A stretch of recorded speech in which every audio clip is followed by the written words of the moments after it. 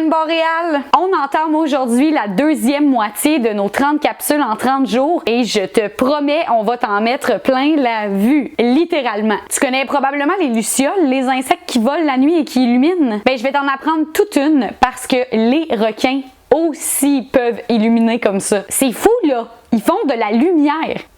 C'est fou!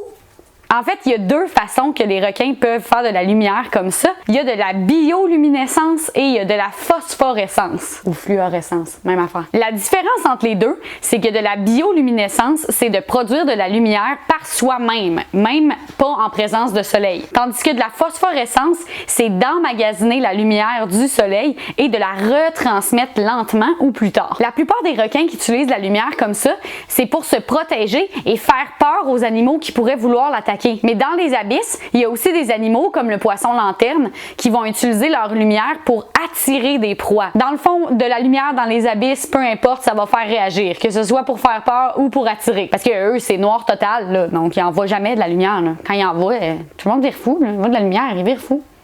Pas habitués. Mais il n'y a pas juste des requins qui produisent de la lumière comme ça. En fait, la plupart du temps, c'est des algues ou des bactéries qui produisent cette lumière-là. Et ces algues-là, on les appelle des dinoflagellés. Mais pas dinoflagellés comme ça, plus dinoflagellés comme ça.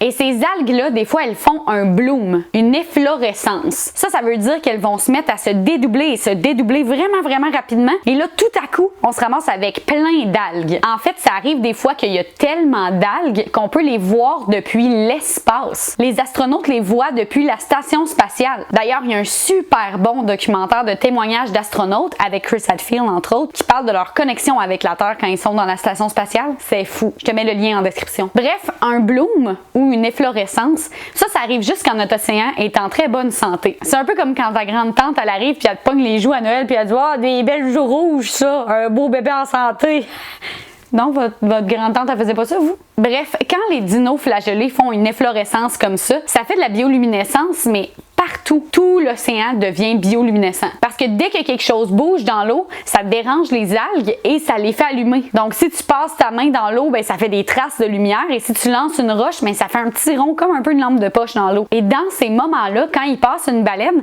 ben, ça fait comme si cette baleine-là faisait elle-même de la bioluminescence. On voit tout son corps allumé, puis ça laisse une grande traînée partout où la baleine passe. C'est vraiment super beau et j'ai trouvé une vidéo qui le démontre super bien en description, donc tu peux aller le voir aussi. Ou tu peux simplement écouter le film L'histoire de Pi, parce que dans ce film-là, à un moment donné, il y a une scène où on voit une baleine en bioluminescence. Et aussi parce que moi, c'est mon plus grand rêve là, d'être coincé en plein milieu de l'océan, là, sur un petit radeau de survie extrême, avec un tigre.